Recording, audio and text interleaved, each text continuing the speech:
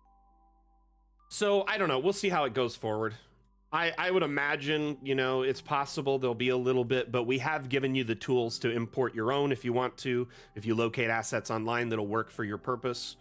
Or you've got tons on the Steam Workshop, hundreds of thousands that lean into the cultural aesthetic you're looking to work with.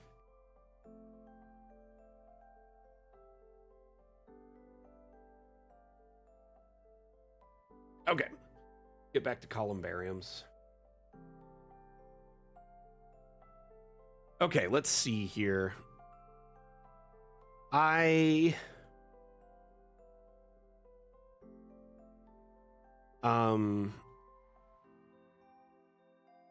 would love to chat about the game again now that I've got a little bit clearer head. My coffee's kind of settled and I'm not like just 100% nerves.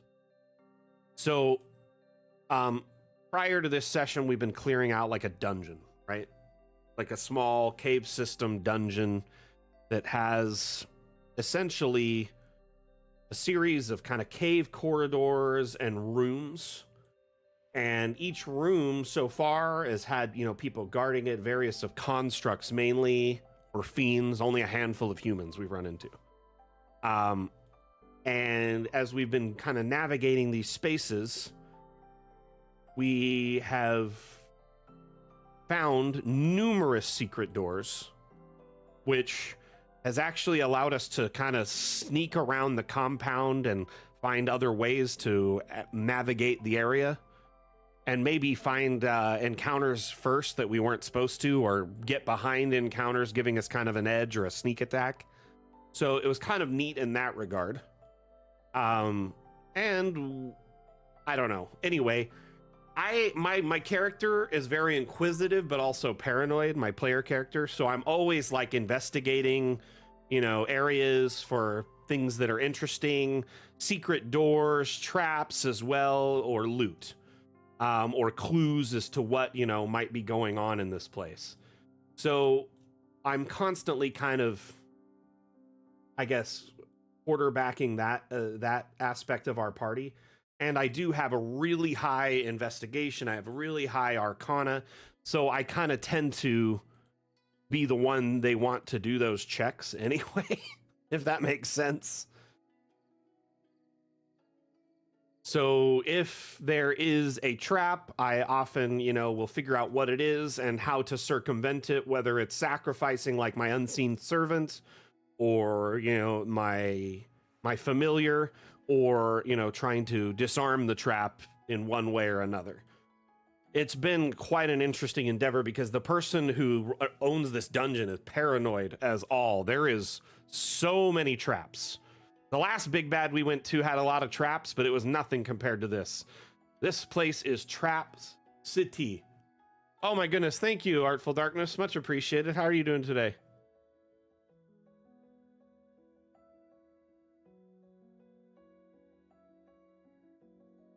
I swear I have found probably 30 or 40 traps and disarmed about half of them, or circumvented them in some, you know, wizardy way.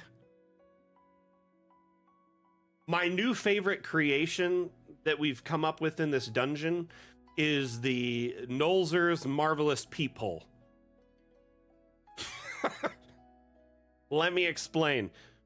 Nolzur's Marvelous Pigments is an item that's magical, but it runs out slowly because it can only cover so much area, surface area. So the more surface area you draw with it, the more you use it. And so one thing we've been doing is we'll find a secret door, and then I'll draw a small peephole at about ground level for a hobbit to peek through and look into the room next to it and see what's going on. And I'll be honest with you, it has actually been really great for us. We were able to kind of scope out enemies in the past and get ahead, but also I don't like using my pigments for every little problem. Hey, oh, let's get through this door this way. Let's circumvent this trap this way. I think it's kind of a cop-out, so I didn't want to use it for everything. And also, I only have 2 pots left, so I want to use them sparingly. Man, your party is silly, Dyson. You should explain to them how cool those things could be. Because honestly, like, they were crucial in our escape from prison, Okay. We were able to just kind of like cut through a gate. You know, like how they do like thermite on a gate and like an intrusion and it like melts through and they push it. It was like that for us. We got out doing that. We've also used it to make our own doors into places a couple of times. Good so far, having some coffee and listening. Nice. How's your coffee today? Good, I hope. Let's do a hat.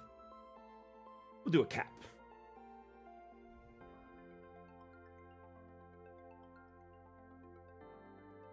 Cap right there.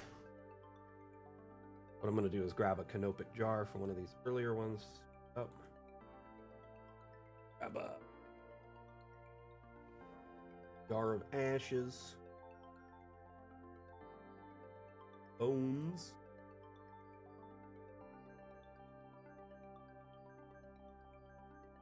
Roll. This is the real way to speed this up. Because I really have hundreds of them already in other ones. Oh, we could have done this already.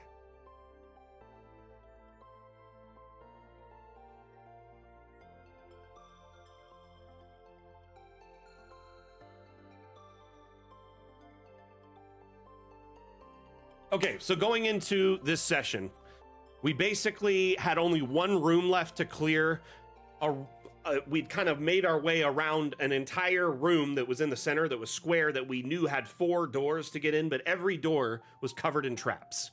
3 of them were magical traps, and I knew it would take a lot of resources to circumvent them, so I didn't really want to deal with them. One of them was a physical trap. But there was one room left in the corner, and we hadn't located the key to get into the main center room, so we figured, hey, let's clear out this room, maybe we'll find what we need. In that room was a cultist who was kind of like over an altar in the corner, doing his thing, and in the center of the room was like a pedestal filled with like a cinnamon sand, spice melange. We basically prepared actions, burst through the secret door that we were on the other side of, that we were able to disarm all the traps on. It was covered in acid traps, by the way, 6 vials of acid that I got for free because I was able to disarm it from the other side, and we were just able to walk through the secret door. Great benefit of finding secret doors and passages is you can circumvent all the traps, right? Anyway, so we went into this fight with prepared actions. One of them was our frontliner became enlarged by our support character, and they went in just instantly kind of put themselves between them and the cultists, and we all just started pelting the cultists, doom, doom, doom, and I think we took them out in like 2 rounds, okay? And then as soon as we took them out, the pedestal in the center started swirling and awakening some kind of fiend that was being controlled by the cultist or kept at bay. So we had to fight that bad boy, which took us a few minutes, like 3 or 4 rounds. And he made the whole area like flooded with sand, which made it kind of hard to see, and it was obscured. Our support character was like hitting it with gust, and then our marshals were right up on it, hitting it, doing their best to take it out, and our casters just choo-choo-choo. And I think after that round, we all kind of had some damage, and we all had used a bit of resources. So we took a short rest, used our like spell recovery options, healed up a bit, and then prepared to go into the next center room. Oh, and then we looted the room, found some cool stuff, some armor, a magical spear, and part of the key that we needed. So there's 2 parts of a key, put them together. We now had the key to get into the center room where we thought there was like a mini boss, because we knew there wasn't the main boss. So anyway, we go up to the main door where we know there's a physical trap, and I give the key to my unseen servant, instruct him to open it up, and we all kind of sat back with prepared actions. He opened the door, and unfortunately, because the door is so loud and so, obvious when it opened, we didn't get a surprise round. But we were able to, still not get injured by the trap. My unseen servant was gone. We go into combat, and it all kind of sits around this egress point, this 15-foot door, because we realize really quickly as one of our players goes in, the whole room is like cursed or a trap, and you have to succeed on a check there or become possessed. And like none of us know how to deal with possession right now. It's nothing any of our characters can deal with. So we essentially are at a point where we have to just be very careful, or we risk, having party members who can turn on us and putting our action economy at a huge disadvantage. So the one player who went in, I believe we gave him inspiration and he was able to succeed on the check. And so he was kind of right inside the door, and all of the baddies ran up and started trying to tank him. I opened with a fireball, and I hit this big kind of large guy in the back and a few other guys near him. And I was able to kind of get some damage off in the very beginning on the main boss because I used my portent to make sure he failed the save. And yeah, so I got him for 24 damage out the gate. And then the team kind of interposed themselves, between the marshals put themselves on the front line at that door, while the one was just inside, and then the casters kind of were back behind about 20 feet behind some walls that were like some half cover, well, full cover. And then we poke our heads out, cast through the doorway, poke our heads back in. But the problem is we can only see like this little portion of the battlefield, and the marshals were just getting shredded by all the guys in there. They had frontliner, constructs tanking them that had 21 AC. They had casters casting heat metal, and dispel magic on our freaking cleric did a spirit guardians that was downed inside of like a half a round from a dispel magic. So it was kind of a bummer that, this spell that is so powerful and useful was immediately negated, right? It was a bummer, to say the least.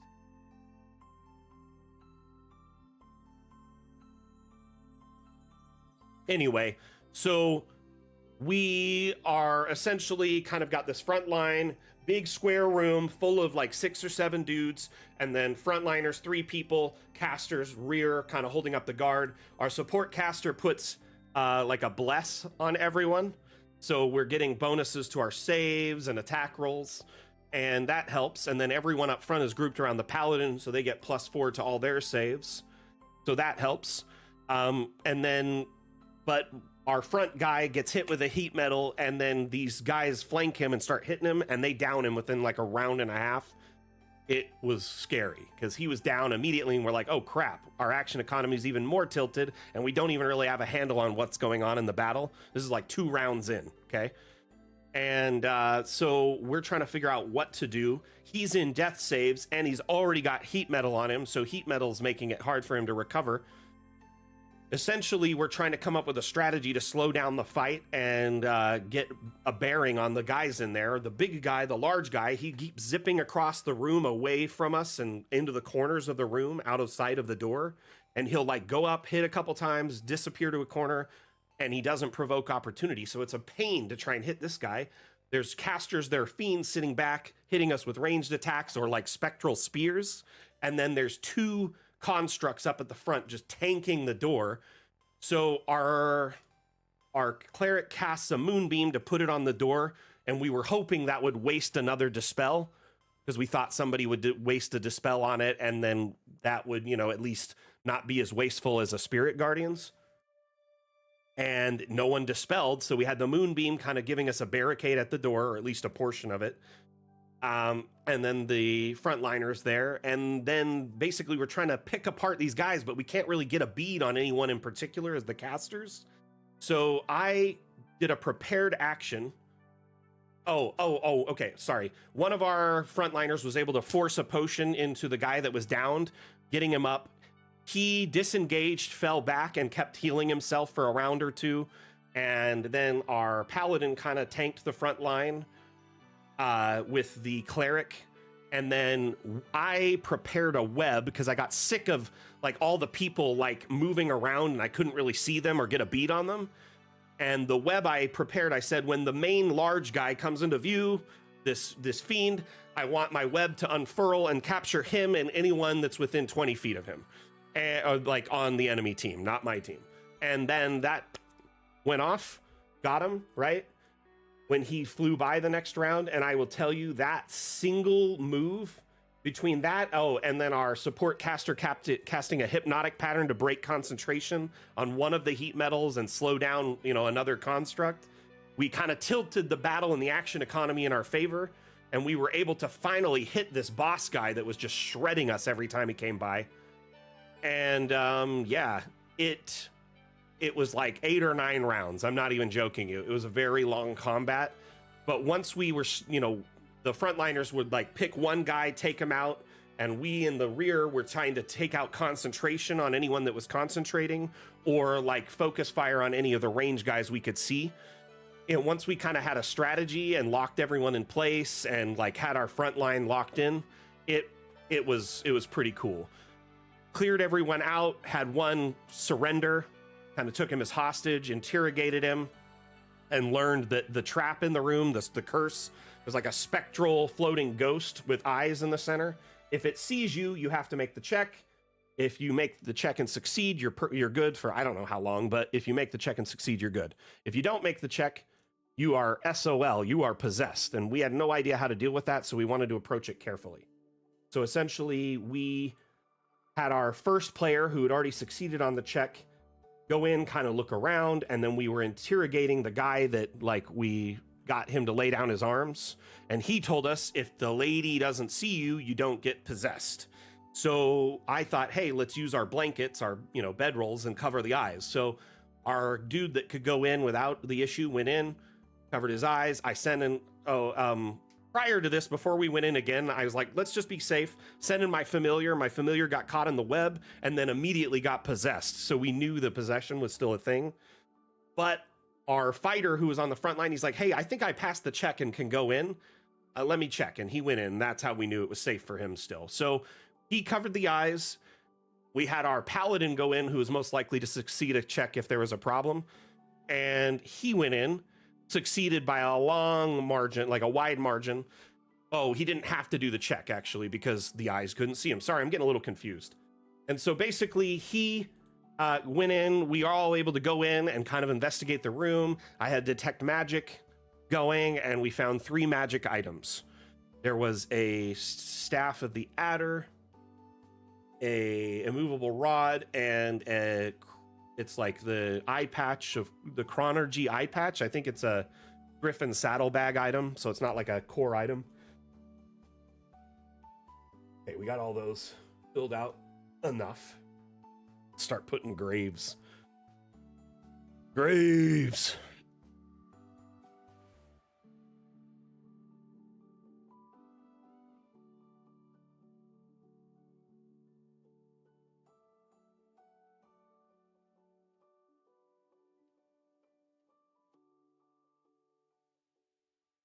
So basically, this kind of wrapped up the fight and then the loot sequence, but our party was tapped after like 8 rounds of combat and clearing 2 different rooms.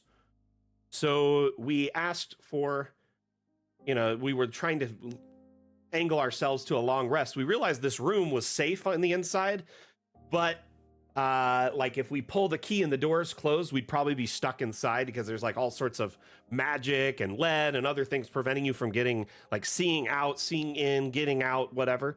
So we didn't want to risk getting trapped in there forever. So essentially we opted to go to a place we had long rested before, and then we set up to do a long rest. And I think we're just going to kind of plan our downtime and do a long rest and then get into the deeper parts of the dungeon after this. We got some intel from the dude we captured and the fiend we released. He told us about, the guy that owns the lair. His name's Carthax, and I believe Carthax is an illithid, and he's got a bunch of intellect devourers protecting him. And then aside from this, man, it'd be cool if it did more without the top, huh?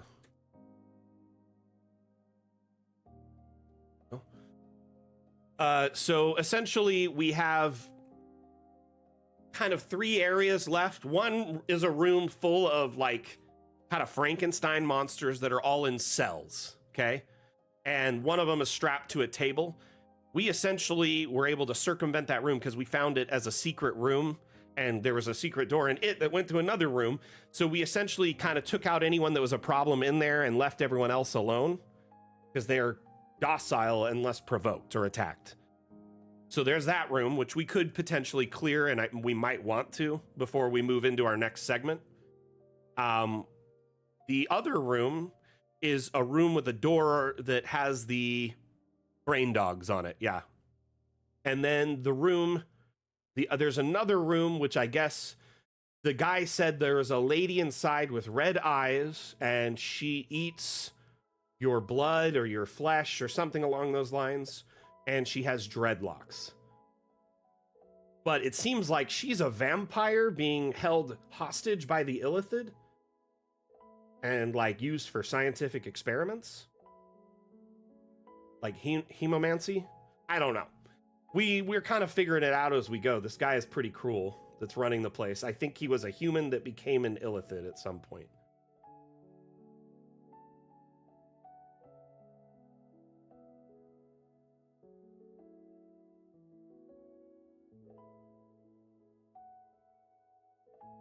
Anyway, so we are essentially kind of in a position where we are like primed for long rest and can take it, but also we already took one long rest in the 24-hour period, so we need to kill like 8 hours. I'm thinking we should clear that room full of Frankensteins while, you know, they're not necessarily a problem if we take them on one at a time through their cell doors or take the one out on the table. And then after that, we you know, can kind of set up some traps, some alarms, gather some bones, put up a Liamon's tiny hut, and then kind of just relax for a bit. That's the hope, I guess.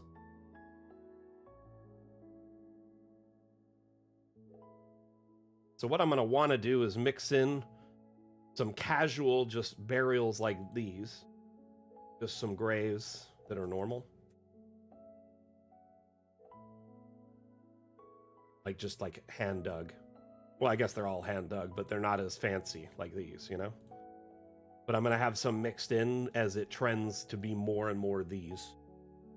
But it'll slowly kind of be less and less of the, like the pauper graves and more of the advanced, nicer, like just like a passage of time when everything kind of changed. There's different trends.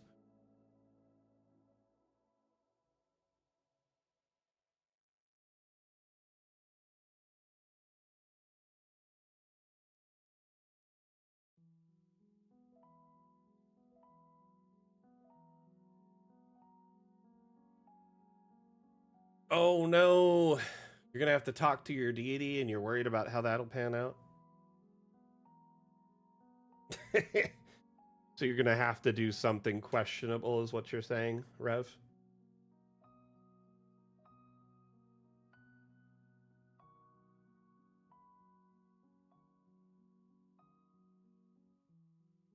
What's your patron again?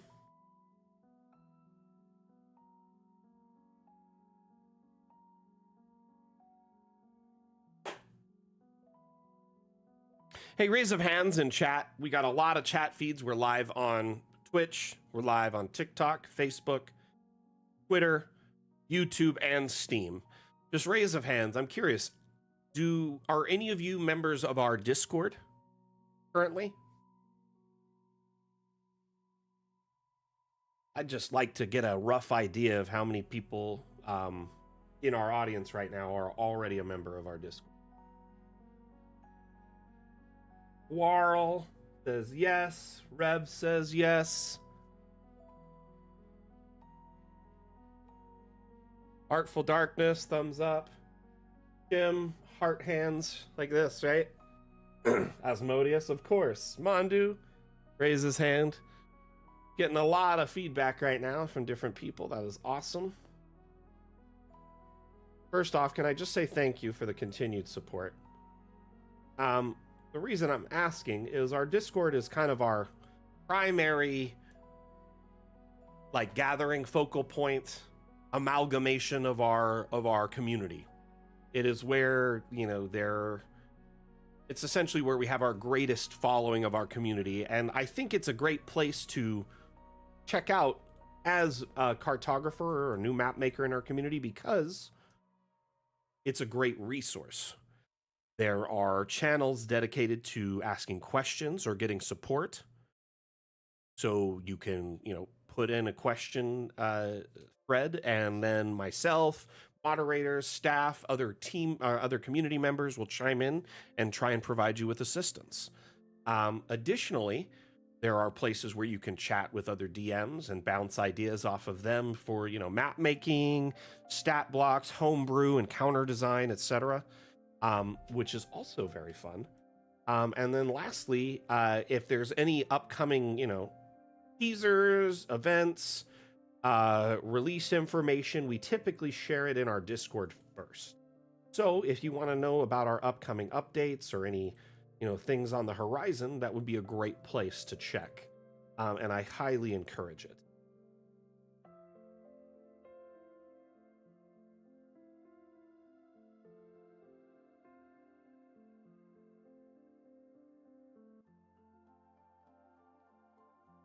Anyway, that's kind of my, you know, little 2-minute promotional thing for our Discord. I hope y'all check it out, and I would encourage y'all to use it as a resource, especially if you're new to our community, because you can learn a lot about Dungeon Alchemist in our Discord. It's also just a great place to hang out.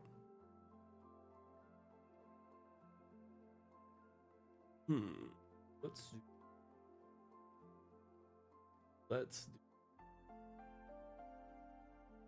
do this one. I'm gonna mix in Palpergraves, but then every once in a while, Ice Grave.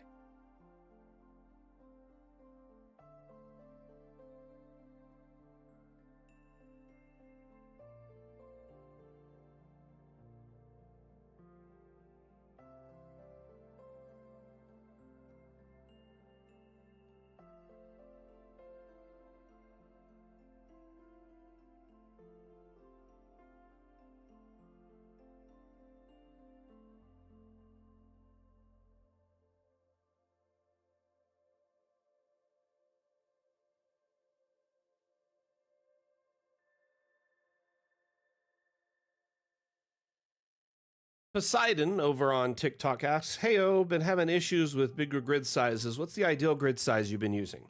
So Poseidon, I will tell you this: the size of the map you can create typically is a directly proportionate to your computer specs. So the more powerful a machine you have, the larger, more intricate, detailed, animated map you can have.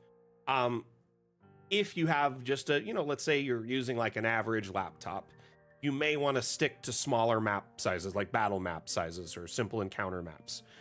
If you have, say, like a medium grade, like gaming machine or whatever, you can usually make maps anywhere from like up to 50 by 50 to 100 by 100. But keep in mind, there's a lot of things that can determine how well Dungeon Alchemist runs. Okay, so your graphics card is great, that's good. Okay, but you also need to consider things like your RAM. How much RAM do you have, and what CPU do you have? There's a couple things there. So if you could share the rest of your specs, that's awesome. I'd also like to ask, are you currently subscribed to a lot of assets on the workshop, i.e. 3D models through the Steam Workshop tab here? And if you are currently subscribed to a lot of assets, do you have an idea of how many? Like if you click subscribed assets, let's say you're subscribed to, you know, 5-10 pages or more.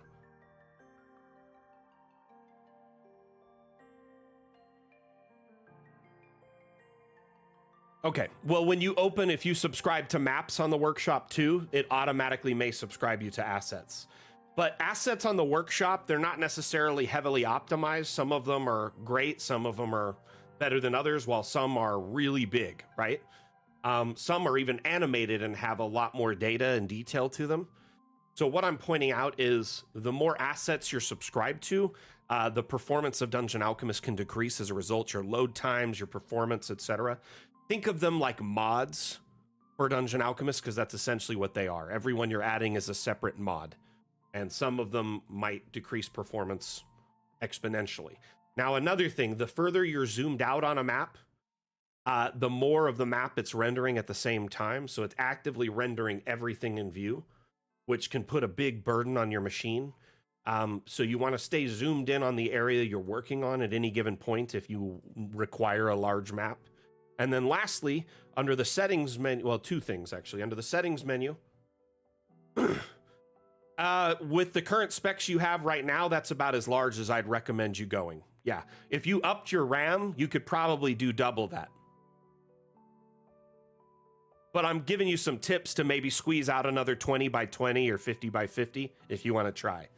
So if you lower to low quality, it renders a lot less data, shadows, and whatnot effects.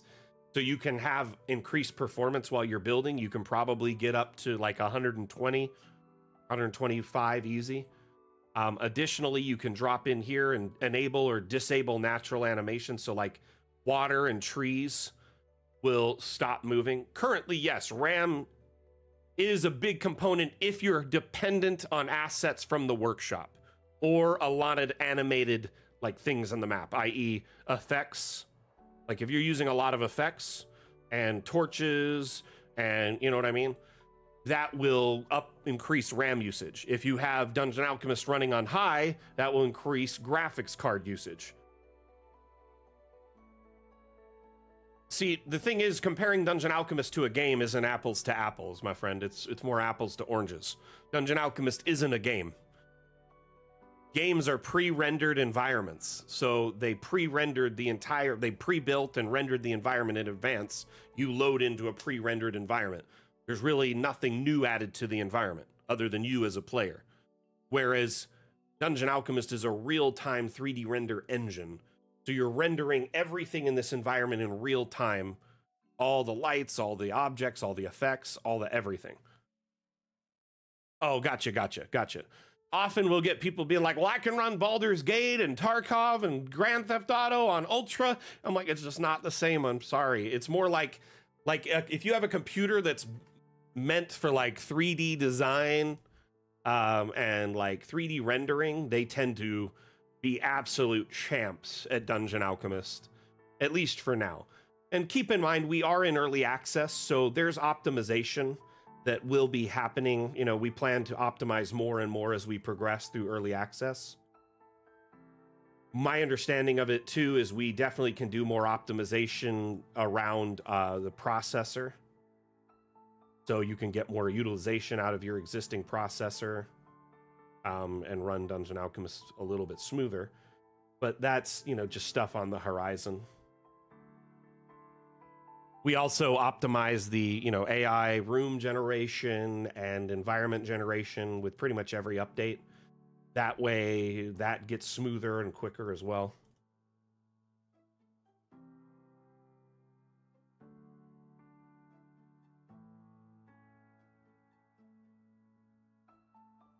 If you're gonna jump past 100 by 100 Poseidon, my advice to you, my friend, would be save often, right? Make sure you're saving regularly, and then also make sure you have the autosave feature enabled. You could set it to a 1 minute interval or a 5 minute interval, enable it, or you could even set it up higher than that, and then you hit save changes. And then once you've saved and named the map one time, so you've got a name up here for the map, it will start auto-saving and creating an autosave right next to it. And that autosave gets replaced at the interval you set it at. So if it's 5 minutes, every 5 minutes, it'll delete the old autosave and replace it with a new one.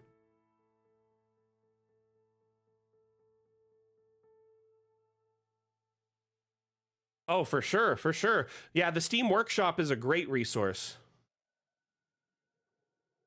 check it out. There's over 10,000 assets shared by our community, many of which are like created by our community members by their own hands. Some are obviously sourced from other locations that probably shouldn't be on the workshop. I'm going to be honest. Probably going to have to report that one. Star Wars, Disney, you don't mess with the mouse. You know what I mean? Trust me. The House of Mouse don't play. Jarl, how you doing? Welcome back. How you doing lately? What you been up to? Oh, that's so cool. You're doing one-to-one WoW locations.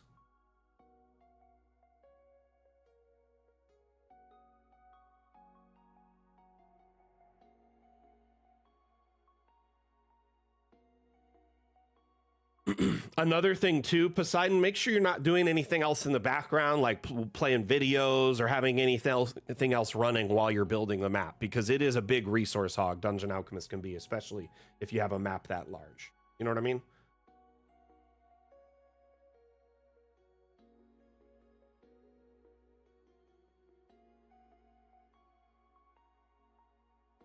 At some point, the devs will likely offer optional expansions that dive into other times or aesthetics.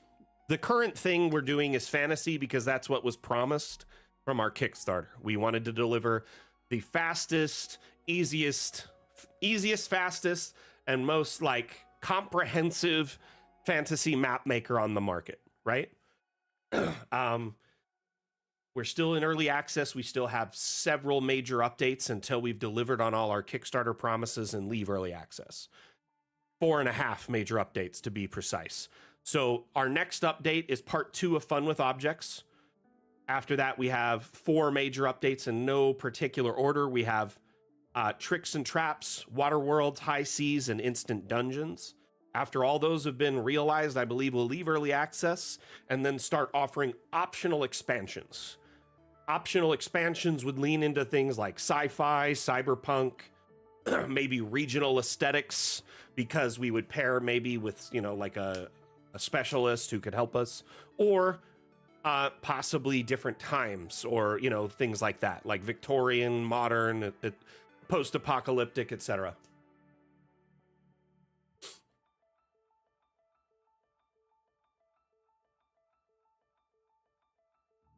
Yeah, Chrome can definitely compete for resources for sure.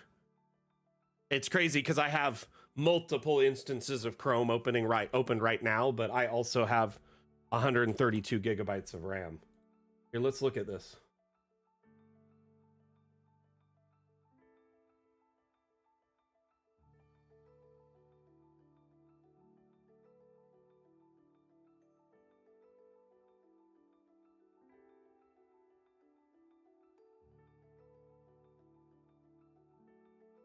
Oops.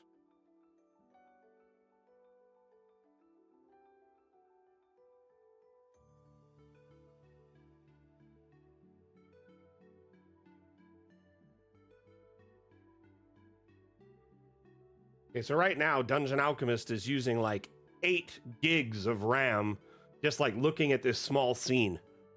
You know what I mean?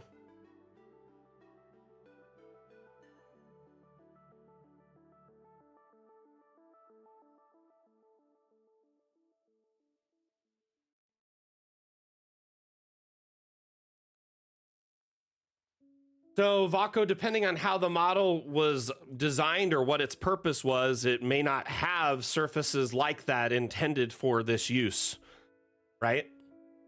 Also, if you usually take a model from like Sketchfab, you're probably going to want to run it through like Blender and adjust it so it can be run into DA. I believe Asmodeus is here. If he's still present, he can provide some insight on that. But like, for instance, like if the color is missing or any of the detail like that, textures and stuff, I believe that has something to do with it being configured as principled BDSF. Hey, by the way, did you all notice that I had froze this so it wasn't like jumping all over the place? If you hold control when you're in the task manager, it freezes it so you can actually go through it without it jumping all over, because different processes will compete with each other and be at the top all the time. So it makes it hard to be like, wait, what's what? Little pro tip for you. But right now I'm actively using 20% of my RAM, and that's not just Dungeon Alchemist though. I've got 2 browser windows open with 3 different tabs, multiple video streams up. I've got Discord open, Steam open, Dungeon Alchemist, the chat bot. Gotcha. Also, if the 3D model was built for a certain thing, it may not ever work with Dungeon Alchemist. Because some models are designed for like 3D printing. That would only be like a simple STL import to Dungeon Alchemist, would just be like a flat gray. You know what I mean?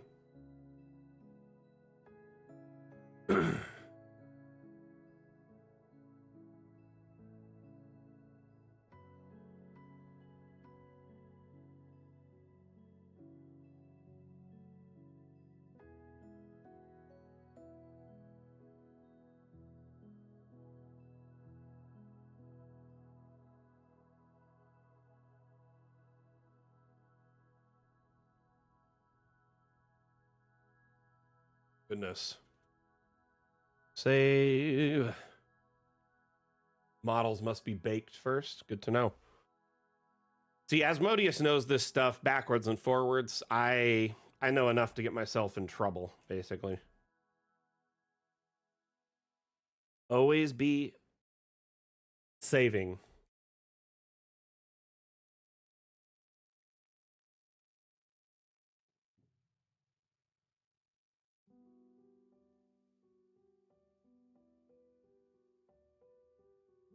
I think my dog's getting a bath or a treat or something. Save early, save often, right? You want to build a habit of saving regularly in most applications too, because like, I mean, how many of you have put a lot of work into something and lost it because the app crashed?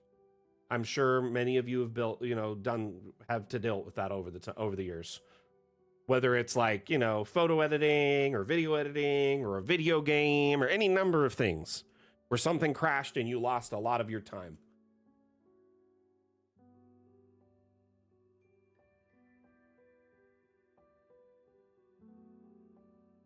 And with this. That looks good.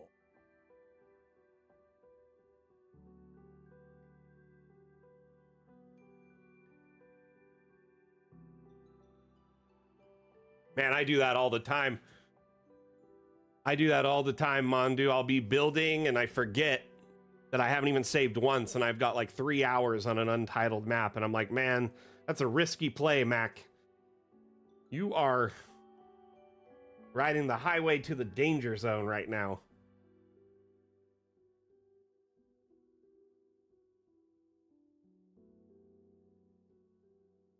So I hope my storytelling, albeit fragmented while I'm answering questions and also building a map regarding the last week's session, was okay, or yesterday's session. Tried to tell the tale, at least to a degree, that you got most of the gist of what was going on.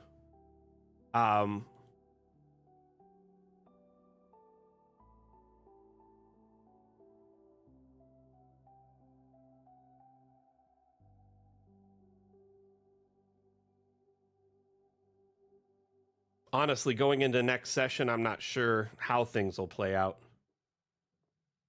Just a lot of stuff to deal with, and definitely a big bad and possibly another minor boss. Like a lieutenant.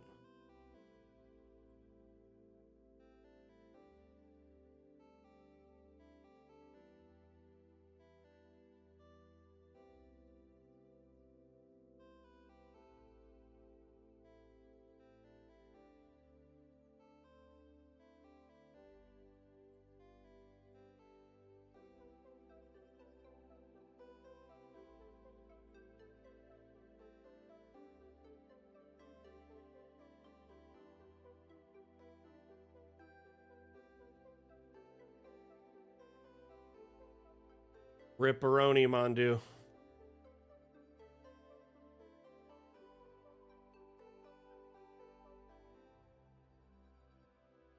When did I use a net in combat? We do have nets and we have used them before, but no, I used web, which is a spell. The level 2 spell. Well, I like to think it's an ancient graveyard, okay? It's old.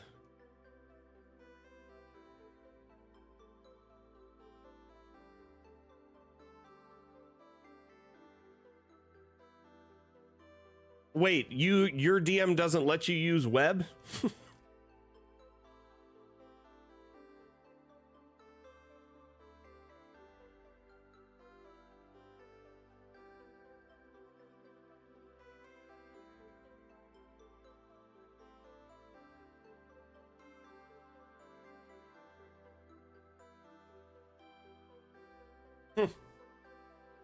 I don't know. My experience with web, in my opinion, web is probably one of the most effective level 2 spells.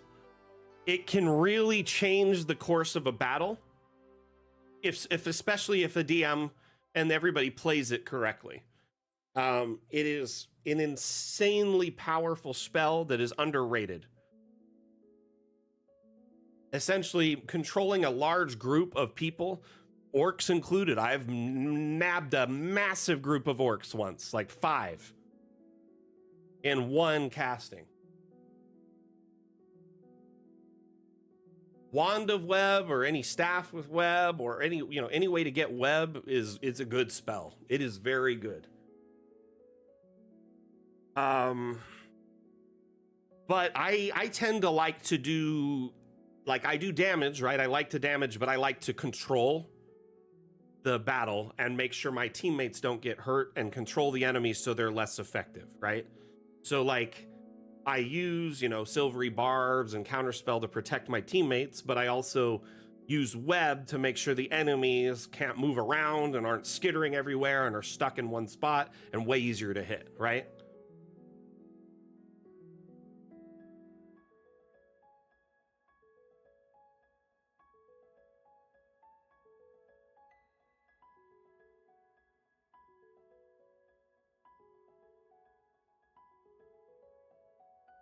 Anyway, once you restrain something inside of a web, it gives you a huge advantage over them because the restrained feature, right?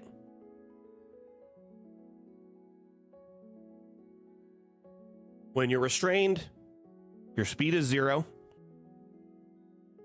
Attack rolls against you have advantage, and your attack rolls have disadvantage. You have disadvantage on dexterity saving throws, okay?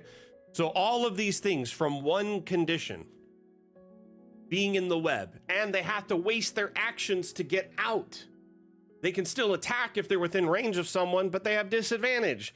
So they have to do a strength check to get out. They have to do a dex check to see if they're caught.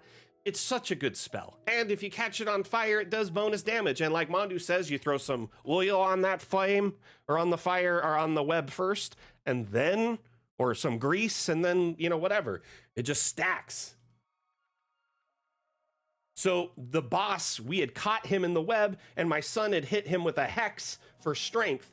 So to get out, he was going to have to do a strength check, and he likely wouldn't succeed. It was great.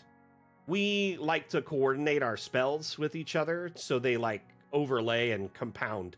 But the web was holding a construct who had a moonbeam on him, which was great.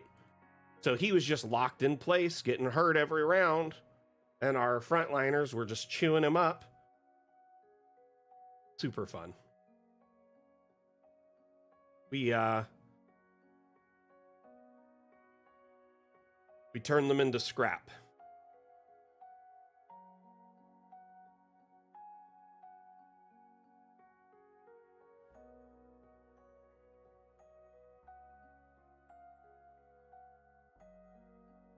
We do have some nets because we planned to capture a humanoid with them, but it didn't work out. He got through all the checks and he had lair actions and stuff, so it was like a waste. But I think nets are a neat thing if you're trying to capture someone, you know what I mean? Web is just like a magical net. It's just a nice Great way to capture them.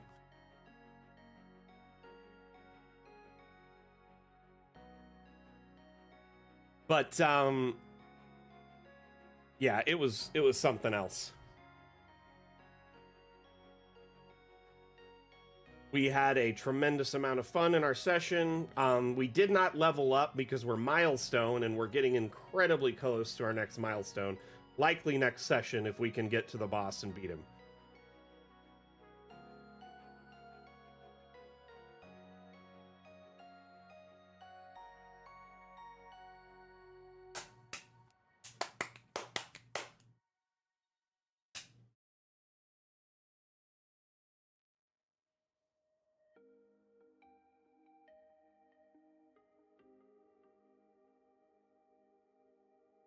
Yeah, Highland Lass, it's frustrating when your team won't coordinate with your control.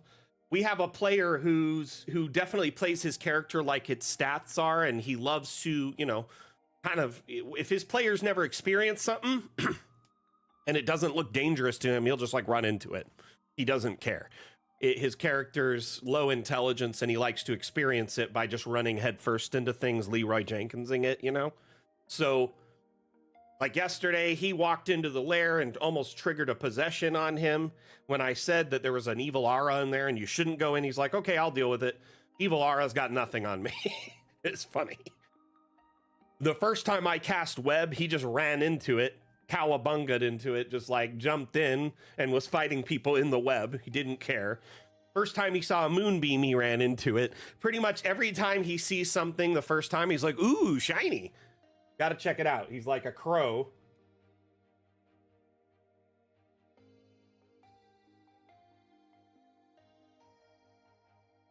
But I think our team has started to learn that my control spells and our support casters' control spells can really change the tide of a battle. Like we were doing a ship-based battle where we were like dying once. Like we were losing. It looked like we were gonna have most of our marshals downed in like the next round.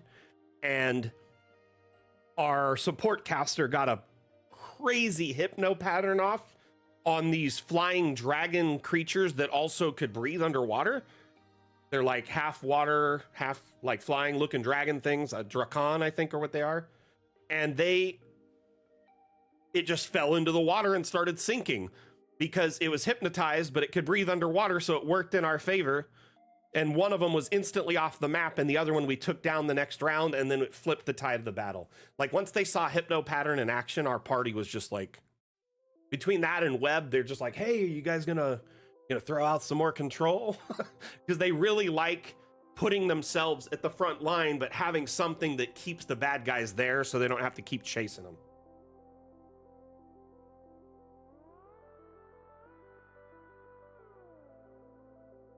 I think a lot of people early, especially if they're newer players, really just prefer damage spells and don't understand the control spells.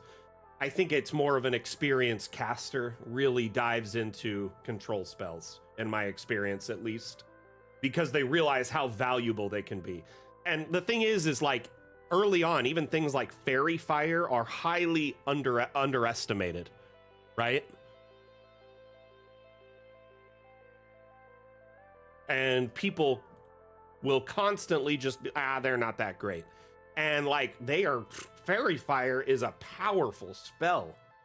It's insanely underrated.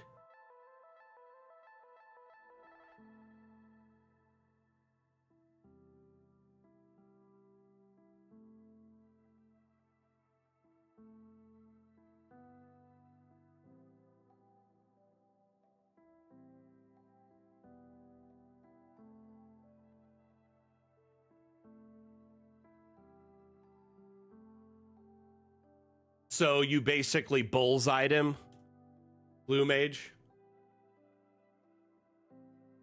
Are you familiar with Bullseye from Marvel canon?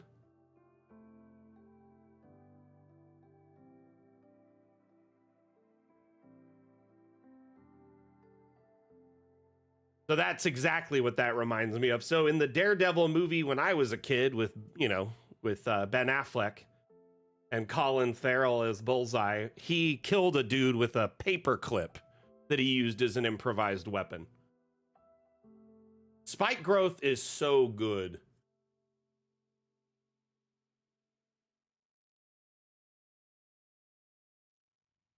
Varrock asks, terrain building question, outside of trial and error, is there any way for me to identify what height I need to set a building at on a map with a lot of terrain variance? Is there a particular height you're trying to... Sorry, I feel like there's some missing information from this. Are you trying to... What are you trying to attempt? I'm assuming you want the buildings at different heights, so maybe so you can have like terraced structures on like a mountain, or maybe a multi-level kind of city.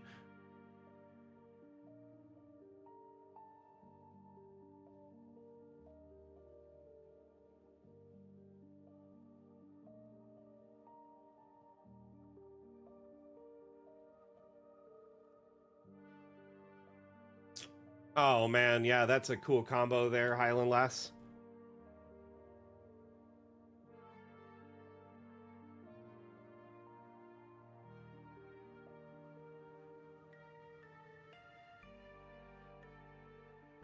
Definitely want to know more about your inquiry, Varrock. I want to make sure I understand it so I can answer your question correctly.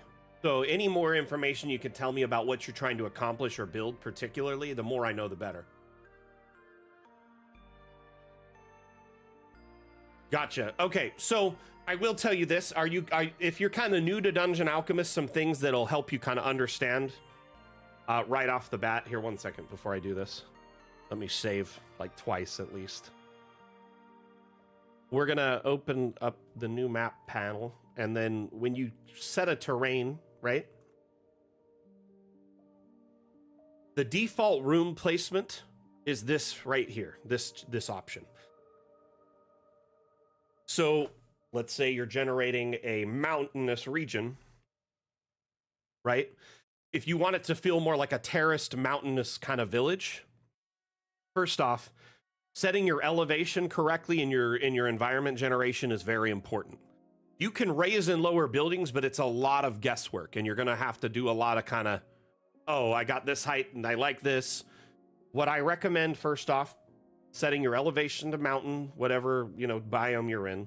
And then if you look at room placement, you have water level, which is super low. That's going to be the water level is the default height for rooms. Plateau is in the middle, mountaintops is at the top. What I would recommend is do mountaintops to start.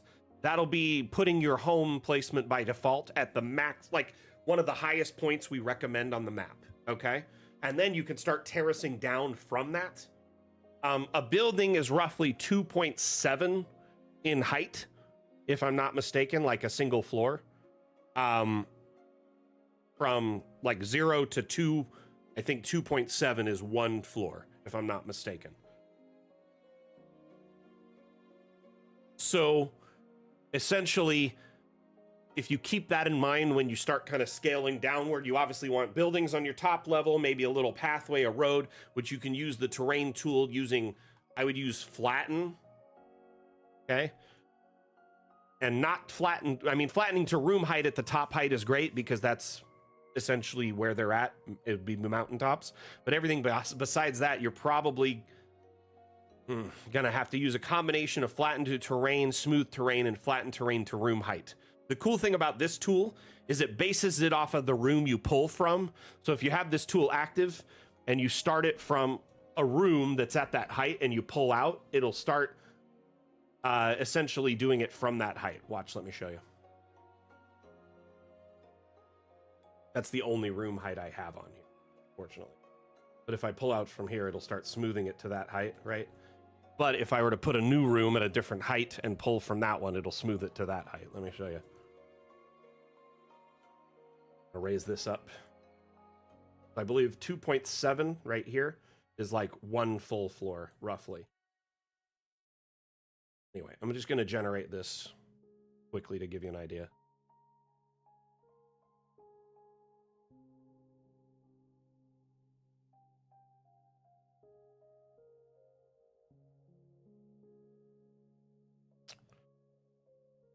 Anytime I generate anything for now.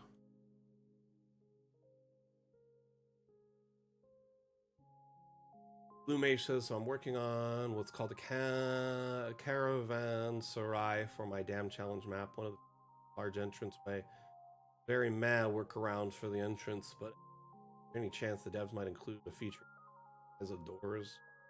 I think the next update will have freestanding doors or more control over doors. What that will be remains to be seen.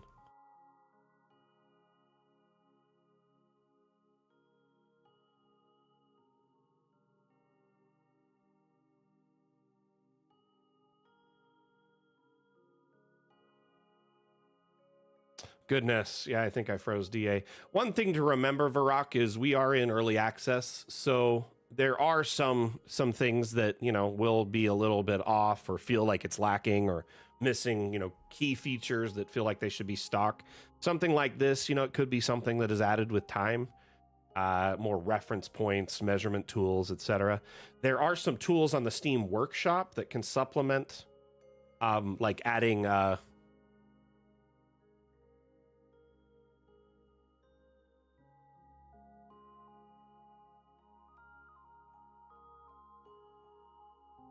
suggestions like that, though. I highly recommend taking them to our Upvote, which is our suggestion board and roadmap. Can someone drop a link for that so they can check it out? Because when you place a suggestion there, not only is it not just in the stream chat where it'll be lost after the stream, but it's put in a place where other people can see it, upvote it, comment on it, and the devs read through those and check them out for trending, you know, suggestions. Might have to close DA from this. Hold on.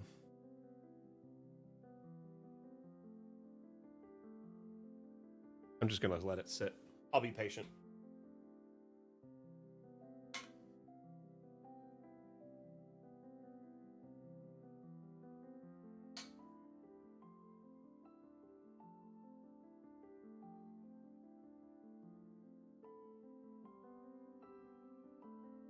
That would be a space to definitely share it. Here.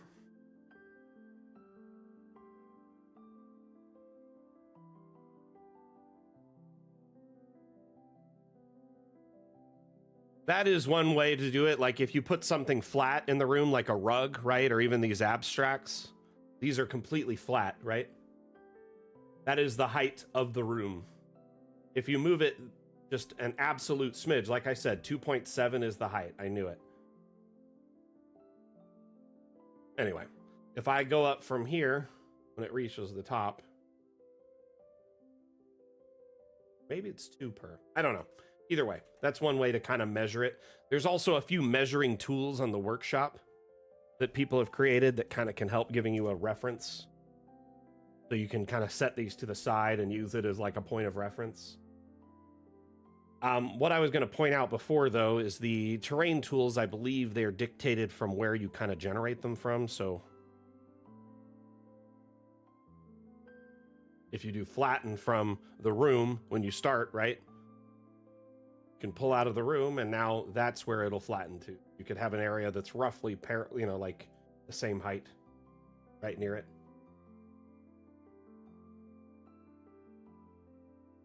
That makes sense. So these tools are actually based on like where you start from. Flatten terrain to room height also. Same again, if you pull from that room, it will get the whole area to that room height.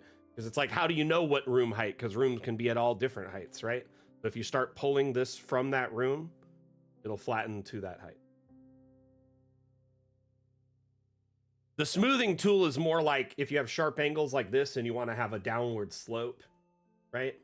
Where it's like a path to get to that area above. So you would use the smoothing tool to make like slow switchbacks. If you're on a mountainous region, that's likely what you'll be doing for the roads, I'd imagine, is if it's terraced buildings on a mountain, you have high, probably the main temple or castle or fort or whatever at the top, and then slowly go down, like maybe like larger homes, and as you get down, it'll be like a road that kind of snakes as a switchback through that. I'd imagine that's probably what you go for. But that will take some practice with the terrain tools. You're just going to have to kind of get a feel for it. And what I recommend is after you've kind of played with them and got it to where you think it's right, put a token in, walk around and see what it looks like at token level, because you can really get a gist of how it's supposed to kind of move up. Height adjustment for objects doesn't work outside of buildings. Of course it does. You just need to disable object collisions, and then you can raise and lower pretty much any object.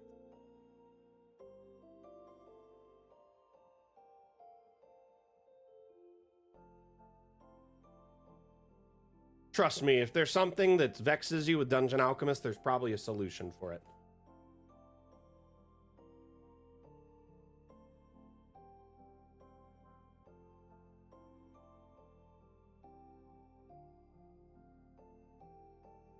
So everyone, it looks like it's time to wrap up the stream.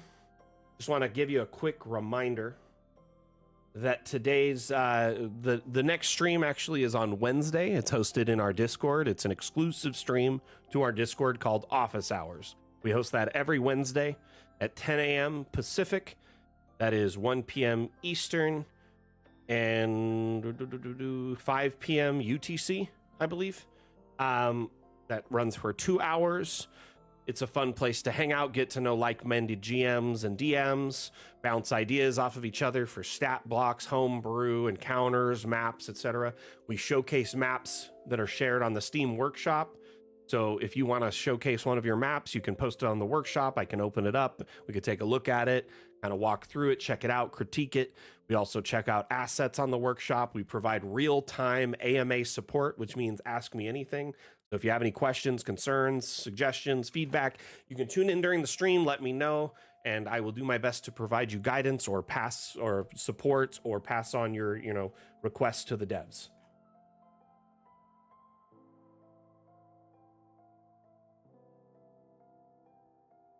Yeah, it would be cool to get more precise map environment tools to mimic what the map making generation does. You know what I mean? Unfortunately, that's just something we don't have now, though I do think in the future the devs will be taking a closer look at the terrain tools and trying to improve them.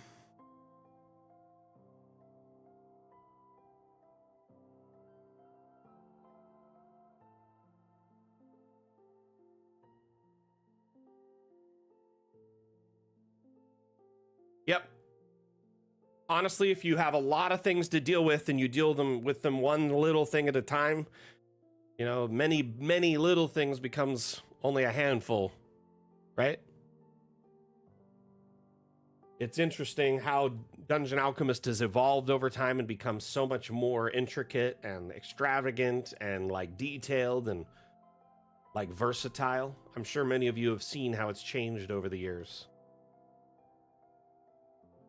Definitely getting to a point where Dungeon Alchemist is, far beyond what we ever anticipated when we got into it. Oh, hey, I noticed we had a follow a few minutes ago. Saint Preziv, thank you for the follow. Much appreciated. If you're still here, I apologize. I did not notice earlier. By the way, if y'all are enjoying the stream and you want to make sure that you catch them in the future, several things you can do to help with that. Make sure you follow or subscribe to the stream wherever you're watching right now. Additionally, if you drop into our Discord, we have our events section in our Discord, which showcases all the streams, the upcoming streams, and has information for the various platforms where they're hosted within the event itself. So the Office Hours stream, for instance, this Wednesday, or the Dam Challenge stream this upcoming Saturday. All of these streams are listed as events in our Discord that you can check out. If you click interested on the event, it'll send you a notification when the stream goes live. That way you get a reminder, and if you happen to be free, you can drop in and check it out. Or if you have questions, you can kind of set aside time to tune in. Getting live assistance in real time from someone who has over 3,500 hours of Dungeon Alchemist map making experience can be very valuable. Also, someone who has a direct line of communication with the devs. So if you're experiencing issues, bugs, weirdness, or you just are struggling and need some guidance, that's what we're here for. Or you just want to hang out with like-minded map makers and GMs, please tune into our various streams. We love it when you're here, and it's a lot of fun to hang out with y'all and teach you various tips and tricks about Dungeon Alchemist. Last little bit of, information before we wrap up today. Our next stream after Wednesday is the Dam Challenge, which means those of you that are going to participate in the Dam Challenge, and those of you that don't know, let me inform you. The Dam Challenge is our ongoing map making contest. We host it every 2 weeks. The current theme is hospitality.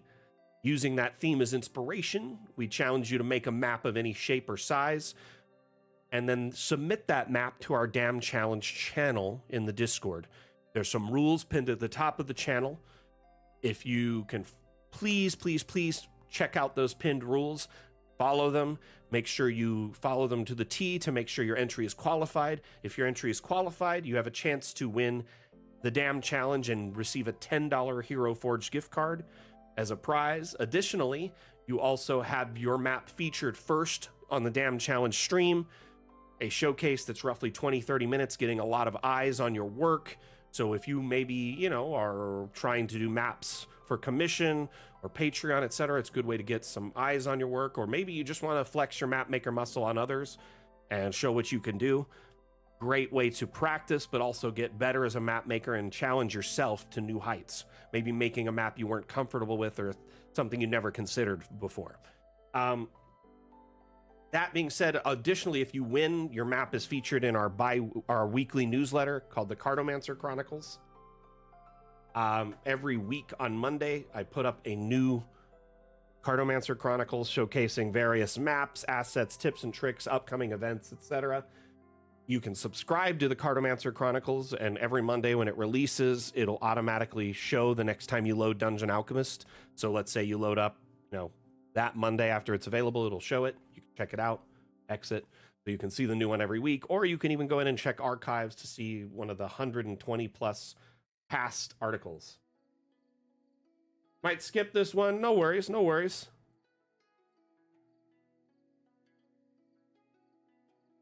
Hospitality, isn't it fatality?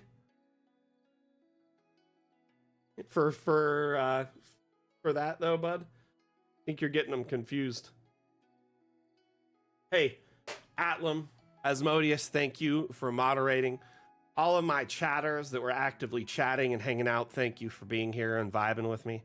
Those that were lurking today, thank you for supporting the stream and helping drive up our viewership numbers.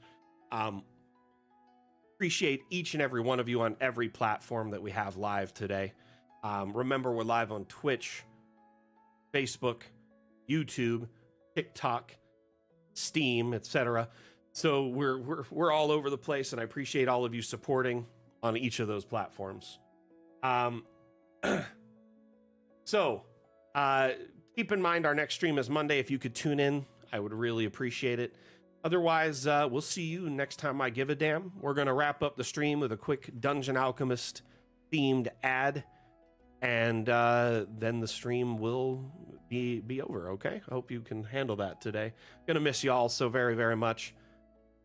By the way, no one commented that I shaved. Everyone was giving me crap about it, trimming my hair, and then I did it. I guess Chim was saying I shouldn't, right? Who was it? I think Chim was saying keep it, but everyone else was like, get rid of it. Do it. Do it. No one even noticed. Bald as the day I was born. Oh, you noticed? You were happy? I'm sure. Anyway, let me save this map one more time. We're going to run. Makes me look younger. I'm not too worried about looking younger.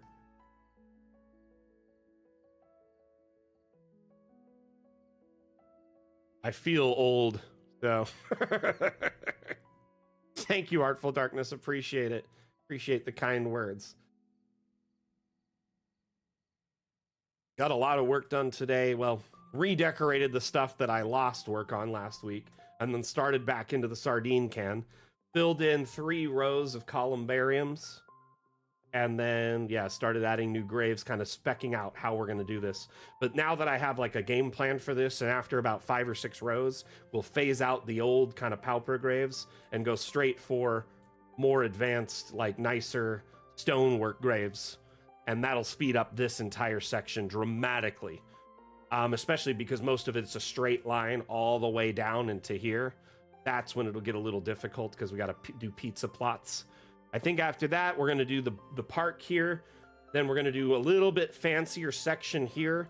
And then this will all be mausoleums and family like fenced off plots. So there'll be much larger areas with much less graves. Should save a lot of time. I'm hoping we'll have this map finished within the next month or so. That's my guess. But I do, now that we've got these advanced graves, it's been speeding things up. Like this is hundreds of graves that would have taken me forever normally by hand like this. Anyway, thank you everyone for tuning in. Again, my name is Mac, the community manager for Dungeon Alchemist.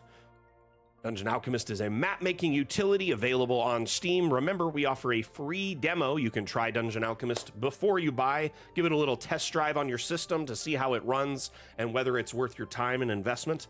That free demo is a small slice of the overall pie, only gives you access to one of our 10 plus biomes, one room type out of 70 plus, and a small smidgen of objects of our 6,000 plus objects available. The demo also does not give you access to the Steam Workshop repository of maps and assets shared by our community. Over 10,000 maps and over 10,000 assets. So keep that in mind while you try out the demo. If you like it, investing in Dungeon Alchemist gives you a lot more function, utility, objects, assets, tools, etc.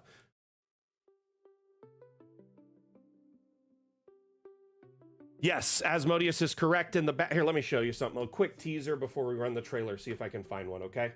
They've been testing with writing on headstones in the back. In the background of stuff. Let me see if I can...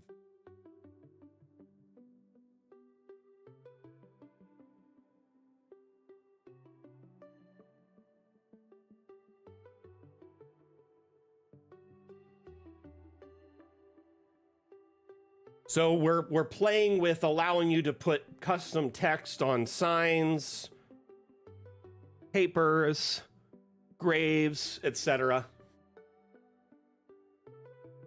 This is still very much, in works. It's not fully functional, but this will definitely give you so much more control of, your customization on your... I think it looks like there will probably be several fonts, at least.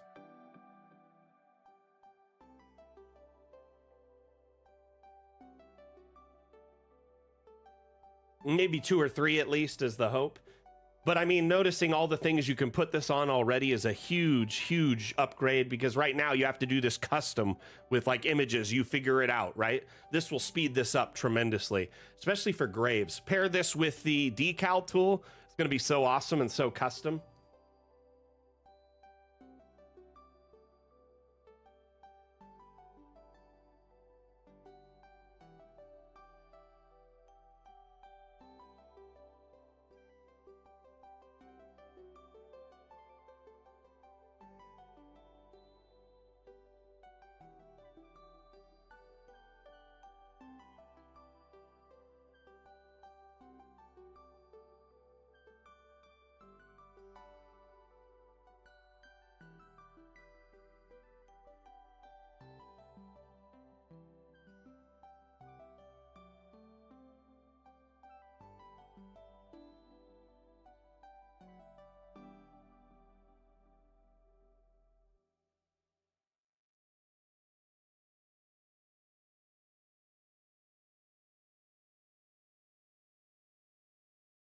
Kind of see how it reacts to lighting.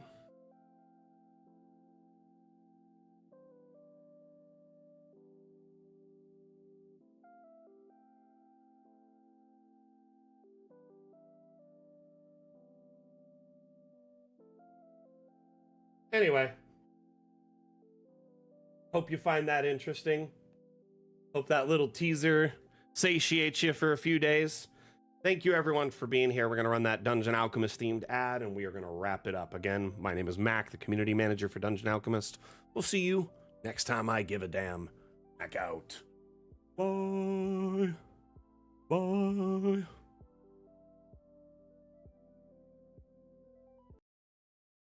But can it handle curves? But can it handle curves? But can it handle curves? But can it handle curves?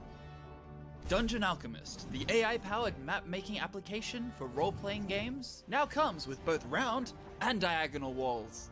Create amazing professional maps for your players in seconds. Get it now on the Steam store.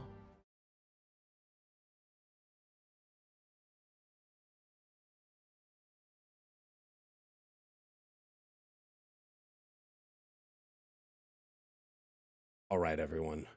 Thank you so much for tuning in.